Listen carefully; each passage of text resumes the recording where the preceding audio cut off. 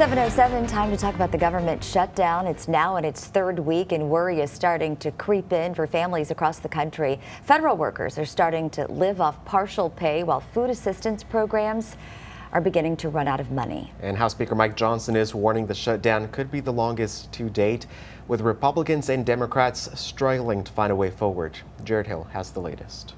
For military spouses like Brittany Leclerc, a bit of relief on day 15 of the government shutdown. I don't make nearly as much as my husband, not even half, so it's going to be rough. That was her concern before the Trump administration rearranged Pentagon funds to make sure service members got paid today. But it's not clear how long the funds will last. I wish that they would get their things together.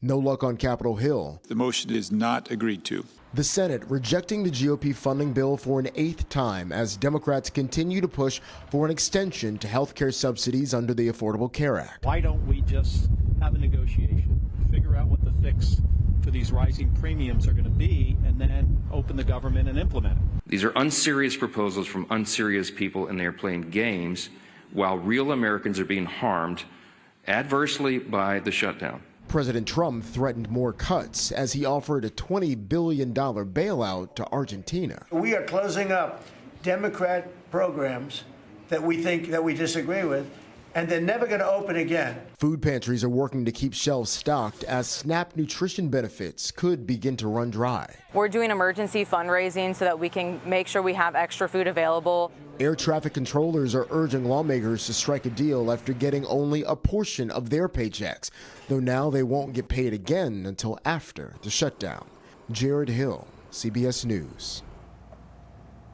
Lawmakers will still receive pay during the shutdown, though, while many federal workers have already missed their first full paychecks. And now East Texans are worried about delayed services and their paychecks as well. That's right. Congressman Nathaniel Moran says Congress needs to stop the political games and focus on solutions. Moran said President Trump has provided temporary funding for some programs in federal worker pay, but those measures won't last. Some East Texas federal employees, that is, are still waiting for their paychecks, and key programs are being disrupted. Moran says ongoing shutdowns hurt everyday Americans and block Congress from making long-term policy decisions. Again, these shutdowns are not something we should desire, nor should we roll over on to get out of. We cannot decide bad long-term policy for the taxpayer just to get out of a short-term shutdown. So that's where we're at right now.